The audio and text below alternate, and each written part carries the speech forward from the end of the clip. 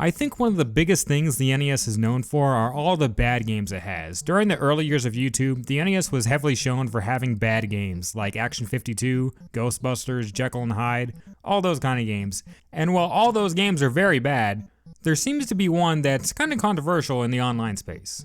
Recently, the former vice president of sales of Nintendo of America from 1981 to 1986 released a statement talking about the worst game they ever sold. They could not even get rid of it, according to his words. And this was Donkey Kong Jr. Math. Do I need to say anything more?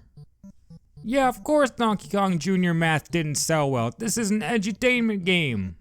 Ain't no kid out there on Christmas gonna be freaking out like, I just got Donkey Kong Jr. Math, let's go! If this is the kind of reaction they were expecting, man, they were in for a rude awakening, that's for sure. And it's not so much that this is like a terrible game, like it's not the worst game I've ever played.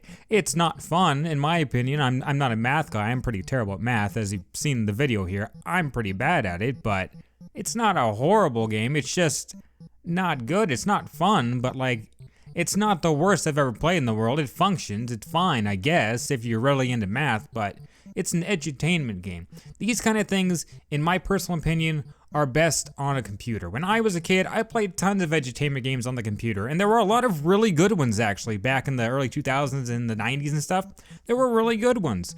But when you bring the edutainment games to home console, it just doesn't work. Kids don't want that. They don't want edutainment games for their home consoles. That's more for the computers, for the classroom and stuff like that. If maybe you had a classroom that happened to have an NES and they set up Donkey Kong Jr. Math, the kids would probably have a decent time with it, but if you're doing this for like the home console market, it's just not gonna sell well. There's tons of examples of these edutainment games. Have they ever done good? My guy, you can correct me if I'm wrong, but I don't think so. And if you go further down the article, there's another part where it says, it wasn't a big hit, and there wasn't much enthusiasm about it. Gee, I wonder why. Maybe it's possible that this game did really good on the Famicom, and they brought it over because they thought it'd be good too.